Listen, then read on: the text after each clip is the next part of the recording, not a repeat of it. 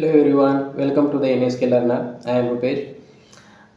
जसं की तुम्हाला माहीत आहे, आपण CTET सप्टेंबर 2026बद्दल इम्पॉर्टंट टॉपिक घेऊन येत आहोत तुमच्यासाठी. ठीक आहे. आपण आतापर्यंत 2 टॉपिक कवर केलेले आहे. 2 मनोवैज्ञानिकची आपण माहिती घेतलेली आहे, जीन पियाजे आणि लेव्ह वायगॉस्की. आजचा टॉपिकसुद्धा एक्झामच्या दृष्टिकोनातून अत्यंत महत्त्वाचा टॉपिक आहे, ज्याचं की नाव आहे लर्निंग डिसेबिलिटी. हा टॉपिक एक्झामच्या दृष्टिकोनातून अत्यंत महत्त्वाचा आहे. याच्यावरती कमीत कमी 3 ते 4 क्वेश्चन किंवा 5 क्वेश्चनसुद्धा तुम्हाला बघायला मिळतात.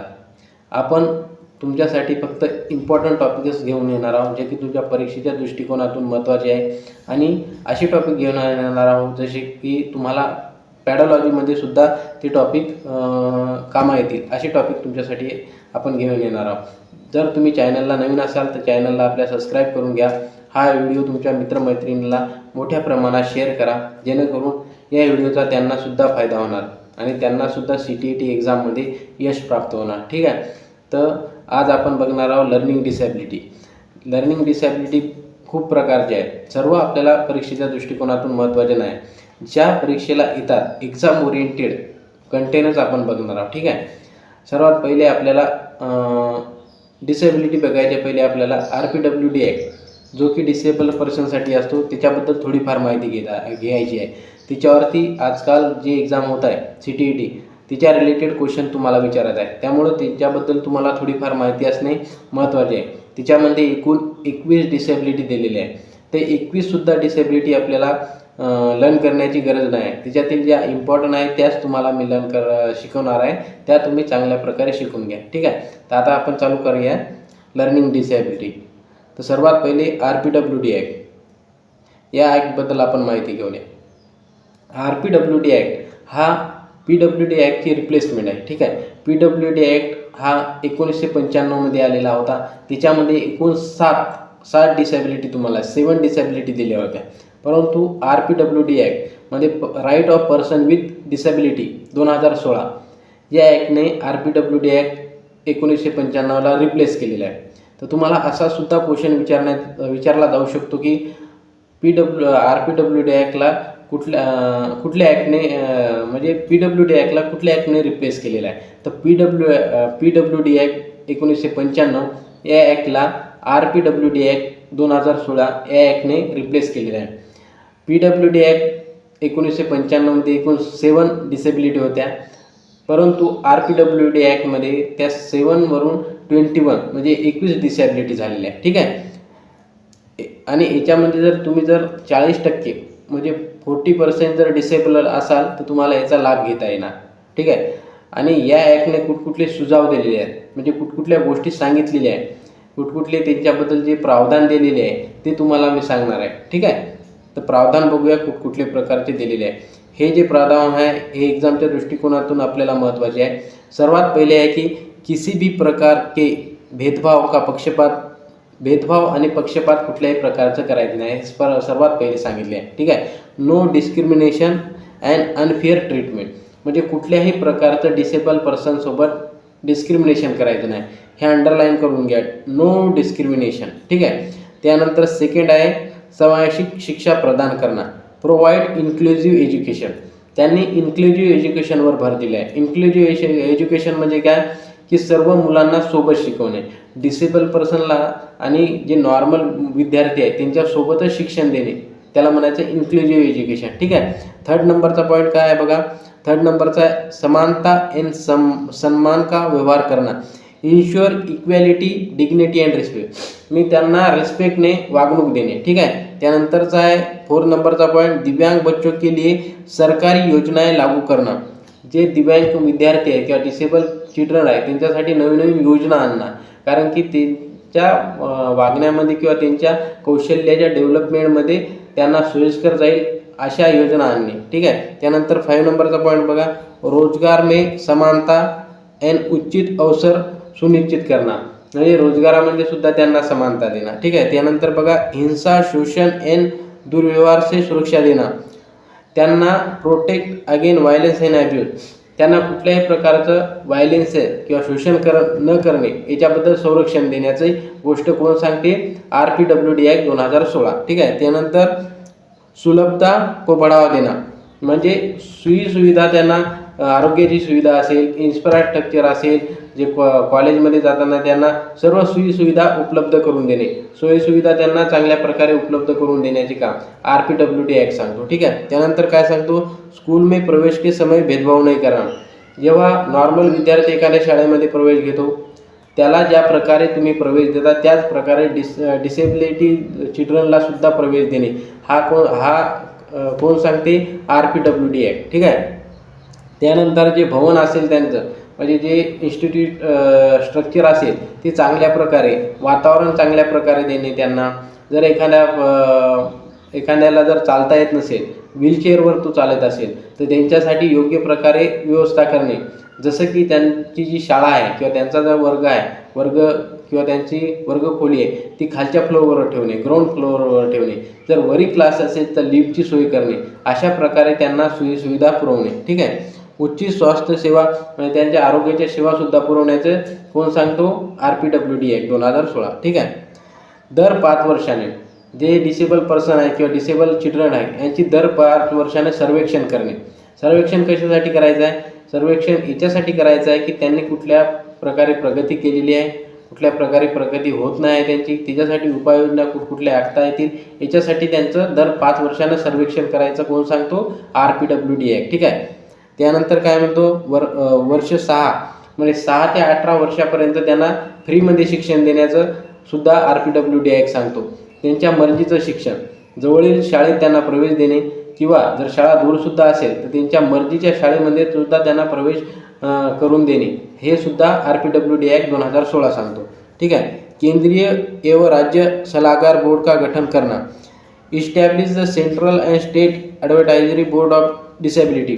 त्यांच्यासाठी एक संघटन तयार करणे, सल्लागार बोर्ड तयार करणे, राज्यस्तरावर सुद्धा आणि केंद्र स्तरावर सुद्धा. हे बोर्ड काय काम करेल, या डिसेबल पर्सनसाठी नवीन योजना आणण्याचं काम करेल. सल्ला देईल सेंट्रल गव्हर्नमेंटला आणि स्टेट गव्हर्नमेंटला की अशा प्रकारच्या योजना तुम्ही या मुलांसाठी आणा. ठीक आहे. हे काम कोण करतं, सल्लागार बोर्ड. ठीक आहे. त्यानंतर काय, अपराध म्हणजे जर त्यांच्यावर जर कुठल्या प्रकारचा अन्याय झाला, अत्याचार झाला, त्या अन्याय किंवा अत्याचार करणाऱ्या व्यक्तीवर 6 ते 5 वर्षाची त्याला सजा होऊ शकतो आणि दंडसुद्धा लागू शकतो. ठीक आहे. ह्या सर्व गोष्टी कोण सांगतो, RPWD ॲक्ट. तर एवढ्या गोष्टी चिल्ड्रनच्या रिलेटेड त्यांनी सांगितलेल्या अशा भरपूर गोष्टी आहेत, परंतु आपल्या परीक्षेच्या दृष्टिकोनातून ह्या जेवढे मी तुम्हाला पॉईंट सांगलेले आहे हे महत्त्वाचे आहे. हे पॉईंट तुम्ही लर्न करा. तुम्हाला समजलं नसेल तर हा व्हिडिओ रिपीट बघा. ठीक आहे. याच्यानंतर आपल्याला बघायचं आहे type of disability. RPWD act 2016 मध्ये एकूण 21 डिसेबिलिटी आहे, हे तुम्हाला मी सांगितलं होतं. तर हे एकूण 21 डिसेबिलिटीचे नाव आहे. याच्या आपल्याला 21 सुद्धा लर्न करायची गरज नाही. याच्यात एक्झामच्या दृष्टिकोनातून अत्यंत महत्त्वाच्या फक्त 2 आहे. पहिली आहे की लोकोमोटर डिसेबिलिटी आणि दुसरी आहे ऑटिझम आणि लोकोमोटर डिसेबिलिटी. ह्या 2 जे डिसेबिलिटी आहे ह्या एक्झामच्या दृष्टिकोनातून अत्यंत महत्त्वाच्या. तुम्ही तरीसुद्धा ह्या सर्व डिसेबिलिटी एकदा लर्न करा किंवा वाचून घ्या, परंतु एक्झामच्या दृष्टिकोनातून ज्या महत्त्वाच्या आहेत त्याच तुम्हाला मी सांगणार आहे. ठीक आहे. तर बघूया आपल्याला ऑटिझम आणि लोकोमोटर डिसेबिलिटी. सर्वात पहिले आपल्याला बघायचं आहे ऑटिझम. ऑटिझम काय असते, ऑटिझम असा व्यक्ती असतो जो स्वतःमध्ये बघणारा राहतो. सर्वात पहिला पॉईंट बघा, सेल्फ सेंट्रेड. तो सेल्फ सेंट्रेड असतो. ठीक आहे. स्वतःमध्येच मग्न असतो. ठीक आहे. त्यानंतर low interaction, low social engagement. त्याचं इंटरॅक्शन म्हणजे इतरांशी खूप कमी बोलतो, सोसायटीशी खूप कमी बोलतो, सोसायटीशी इंटरॅक्शन करत नाही. ठीक आहे. त्यानंतर रिपीटेड बिहेवियर. त्याचा जो बिहेवियर असतो, त्याची जी वागणूक असतो किंवा एखादे काम करण्याची पद्धत असते तो रिपीट करतो, रिपीट बिहेवियर असतो त्याचा. ठीक आहे. त्यानंतर प्रिडिक्टेबल रुटीन. त्याची जी रुटीन असते ती प्रिडिक्टेबल असते. Challenges in social communication. सामाजिक संचार में कठिनाई. सोशल कम्युनिकेशनमध्ये त्याला चॅलेंजेस जाणवतात, कारण की तो जर एकटा राहत असेल, सेल्फ सेंट्रेड असेल, तर त्याला सोशल कम्युनिकेशन करण्यामध्ये प्रॉब्लेम येणारच. ठीक आहे. सोशल कम्युनिकेशन हे पॉईंट एक्झामच्या दृष्टिकोनातून महत्त्वाचं आहे. त्याला सोशल कम्युनिकेशनमध्ये प्रॉब्लेम होणार. कोणाला, ऑटिझम.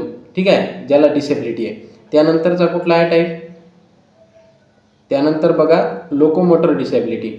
लोकोमोटर डिसेबिलिटी म्हणजे काय, ज्याला चालण्यामध्ये प्रॉब्लेम आहे, उड्या मारण्यामध्ये प्रॉब्लेम आहे किंवा रन किंवा पळण्यामध्ये प्रॉब्लेम आहे, अशा व्यक्तीला लोकोमोटर डिसेबिलिटी असते. ठीक आहे. ज्यांच्यामध्ये बोनमध्ये प्रॉब्लेम असेल, मसल त्यांची वीक असेल, नर्व्स प्रॉब्लेम असेल, डिफिकल्टी इन वॉक, ज्याला चालण्यामध्ये, पळण्यामध्ये किंवा उड्या मारण्यामध्ये प्रॉब्लेम येत असेल तर त्याला म्हणायचं लोकोमोटर डिसेबिलिटी. आणि ओटिझम काय असतो, जो एकामध्ये मग्न असतो, त्याला सोशल कम्युनिकेशनमध्ये चॅलेंजेस जाणवतात, कमी इंट्रॅक्शन करतो, सोशल एंगेजमेंट त्याची कमी असते, त्याचा जो व्यवहार असतो तो रिपीटेड असतो, त्याचं रुटीन जे असते ते प्रिडिक्टेबल रुटीन असते. ठीक आहे. हे दोन ज्या डिसेबिलिटी आहेत RPWD ॲक्ट म्हणल्या, ह्या अत्यंत महत्त्वाच्या आहे. एक आहे ओटिझम आणि आहे लोकोमोटर डिसेबिलिटी. ह्या दोन डिसेबिलिटी तुम्ही चांगल्या प्रकारे समजून घ्या.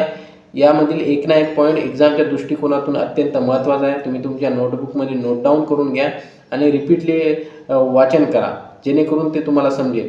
व्हिडिओसुद्धा तुम्ही रिपीटेड बघा, जेणेकरून तुम्हाला चांगल्या प्रकारे ते समजून जाईल. ठीक आहे. ह्या दोन जे डिसेबिलिटी आहे RPWD ॲक्टच्या, ह्या एक्झामच्या दृष्टिकोनातून अत्यंत महत्त्वाच्या आहे. त्यानंतर ज्या डिसेबिलिटी आहे त्यासुद्धा आपण बघणार आहोत. ठीक आहे. आता बघा समोरील डिसेबिलिटी कुठकुठल्या आहे. एक आहे नंबर 1 डिसलेक्सिया. डिसलेक्सिया म्हणजे काय? डिसलेक्सिया म्हटलं की पठण म्हणजे वाचण्याच्या, रीडिंग, डेव्हलपमेंटल रीडिंग डिसऑर्डर.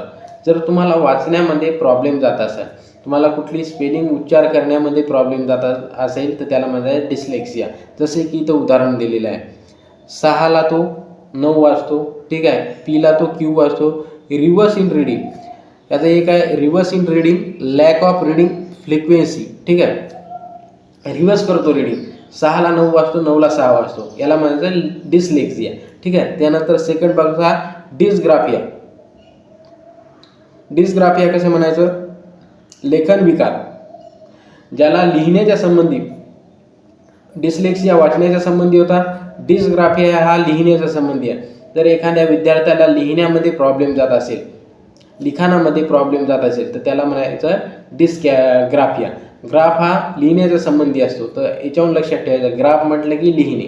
ठीक आहे. जसं की हा 15ला 51 लिहित आहोत, 15ला 51 लिहा. Difficulty in writing, dysgraphia. ज्याला लिहिण्यामध्ये प्रॉब्लेम जात असेल त्याला म्हणायचं डिस्ग्राफिया. ज्याला वाचण्यामध्ये प्रॉब्लेम जात असेल त्याला म्हणायचं डिसलेक्सिया. थर्ड आहे डिसकॅल्क्युलिया. कॅल्क्युलियापासून तुम्ही कॅल्क्युलेटर लक्षात ठेवा. कॅल्क्युलेटर कशाचं काम करतो? अंकगणित. अंकगणित म्हणजे कशाचा भाग आहे? गणिताचा. ठीक आहे. तर गणितामध्ये जर एखाद्या विद्यार्थ्याला डिफिकल्टी जाणवत असेल, संख्याची ॲडिशन करताना, बेरीज करताना किंवा सबट्रॅक्शन, डिव्हिजन करताना, मल्टिप्लिकेशन करताना त्याला जर प्रॉब्लेम जाणवत असेल, जात असेल तर त्याला म्हणायचं डिसकॅल्क्युलिया. ठीक आहे. त्यानंतर जर बघा डिस्मॉर्फिया. डिस्मॉर्फिया काय? शरीर में अंतर ना पहचान पाना, भ्रम की स्थिति में रहना, हाथ की उंगलियां बड़ी लगना. ठीक आहे. याच्यामध्ये काय करतो? शारीरिक भ्रम निर्माण होतो.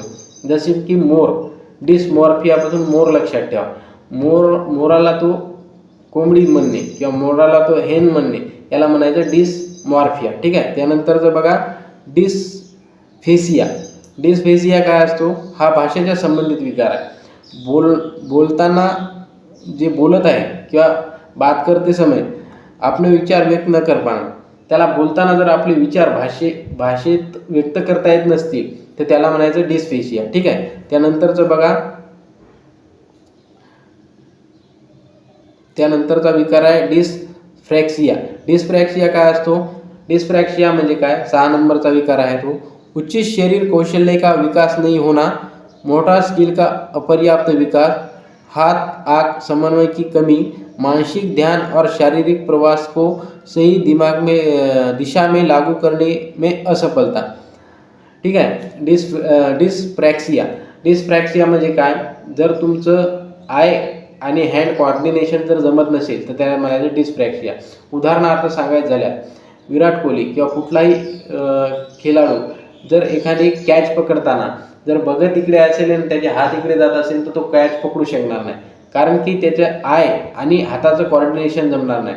आय आणि हँड कॉर्डिनेशन जर त्याचं जमत नसेल तर त्याला म्हणायचं डिस्फ्रॅक्सिया. ठीक आहे. त्यानंतर डिस्थेमिया. डिस्थेमिया म्हणजे काय?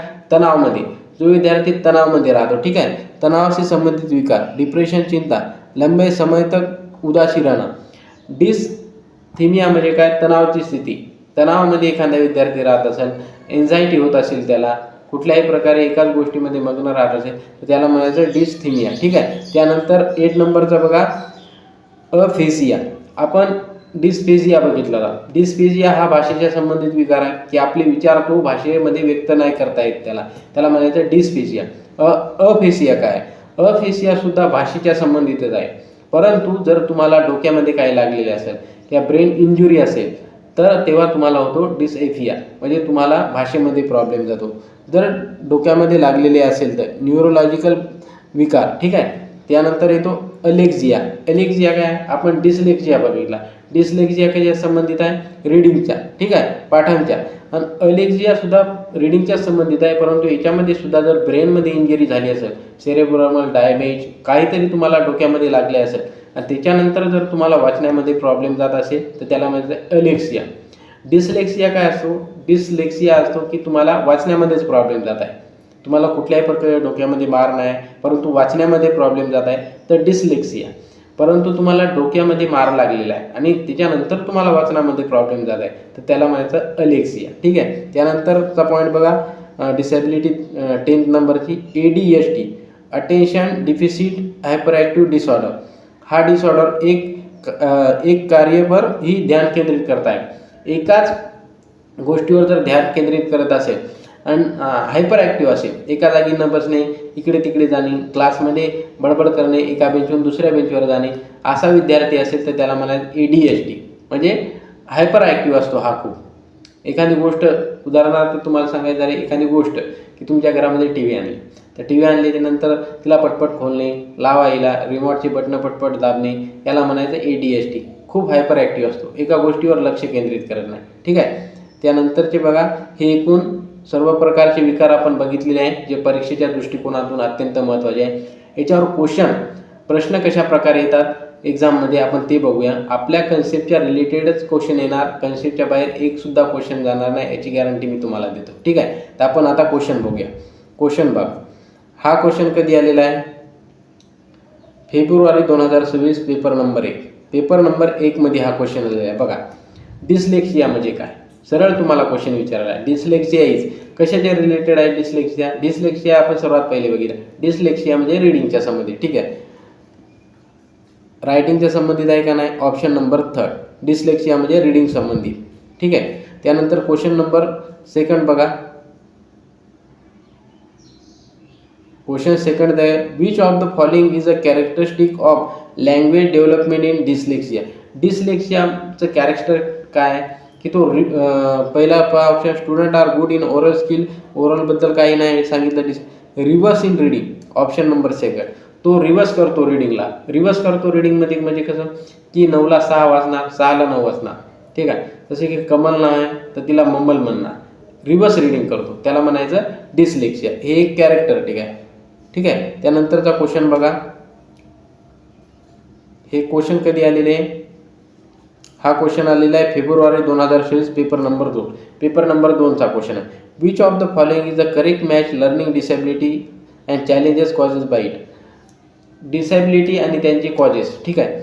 Dysgraphia, impact fine motor skill and spelling, पहिलेच ऑप्शन येणार याचा.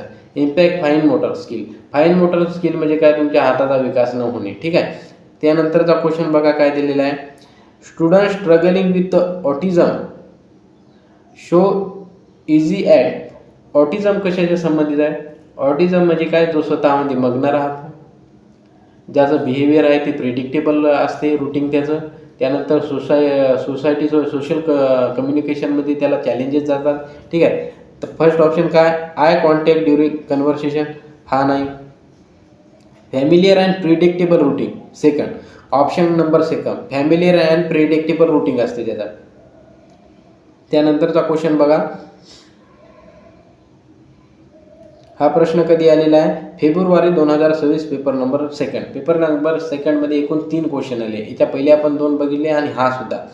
हा क्वेश्चन काय म्हणतो बघा, the impairment of language function due to localize cerebral damage. डोक्यामध्ये डॅमेज आहे म्हणते सेरेब्रल अँड लँग्वेज. जर डोक्यामध्ये लागलेले असेल आणि त्याला लँग्वेजमध्ये म्हणजे बोलण्यामध्ये भाषा व्यक्त होण्यामध्ये जर प्रॉब्लेम येत असेल तर आपण काय विचार करणार होतो, अफेजिया. डिस्फेजिया म्हणजे काय, भाषेमध्ये, पण डोक्यामध्ये लागल्याच्या नंतर भाषेमध्ये प्रॉब्लेम येत असेल त्याला म्हणायचं अफेजिया. तो ऑप्शन नंबर 4. ठीक आहे. त्यानंतरचा क्वेश्चन बघा, क्वेश्चन नंबर 2 बघा. हा कधी आलेला आहे, हा क्वेश्चन आलेला आहे डिसेंबर 2024, पेपर नंबर 1 मध्ये. Challenges in social communication. Social कम्युनिकेशनमध्ये कोणाला चॅलेंजेस जातात, ऑटिझम. ठीक आहे, ऑटिझम ऑप्शन नंबर 3. त्याला सोशल कम्युनिकेशनमध्ये चॅलेंजेस जातात, त्याला इंट्रॅक्शन कमी करतो तो, त्याला म्हणायचं ऑटिझम. ठीक आहे. त्यानंतरचा क्वेश्चन बघा, डिस्ग्राफिया. डिस्ग्राफिया कशाच्या संबंधित आहे, ग्राफ म्हणजे लिहिण्याच्या संबंधित, रायटिंग. ठीक आहे, तर difficulty in writing option 2. Reading or writing P as a B or 6 as a 9 is common error among children with. जर त्याला रायटिंग आणि लिहिण्या आणि वाचण्यामध्ये, ठीक आहे, लिहिण्यामध्ये प्रॉब्लेम जात असेल, रायटिंग किंवा वाचण्यामध्ये, पठणमध्ये, तर हे कसं आहे, पठणमध्ये डिस्लेक्सिया, ऑप्शन नंबर 2. ठीक आहे. त्यानंतरचा क्वेश्चन बघा. असे आपण एकूण सर्व क्वेश्चन बघितलेले आहे, टॉपिकसुद्धा बघितले आहे. सर्व प्रकारे तुम्ही एक ना एक टॉपिक चांगल्या प्रकारे लर्न करा, तुमच्या नोटबुकमध्ये नोट करून घ्या, जेणेकरून तुम्हाला या लेक्चरचा फायदा होणार. ह्या लेक्चरच्या नंतर तुम्ही जर मी जेवढे तुम्हाला पॉईंट दिले आहेत तेवढेच तुम्ही चांगल्या प्रकारे लर्न केले किंवा पाठ केले किंवा समजून घेतले तर तुम्हाला याच्या बाहेर एकसुद्धा क्वेश्चन जाणार नाही याची गॅरंटी मी देतो. ठीक आहे. तर तुम्हाला टॉपिक समजला असेल अशी अपेक्षा करतो. तुम्ही चॅनलवर आपल्या नवीन असाल तर चॅनलला सबस्क्राईब करून घ्या, कारण की तुम्हाला नवीन टॉपिक मी घेऊन येणार आहे जे की एक्झामच्या रिलेटेड असेल. तुमच्या मित्रमैत्रिणीला मोठ्या प्रमाणात शेअर करा, व्हिडिओला लाईक करा. ठीक आहे. असे टॉपिक मी तुमच्यासाठी नवीन घेऊन येणार आहे. धन्यवाद.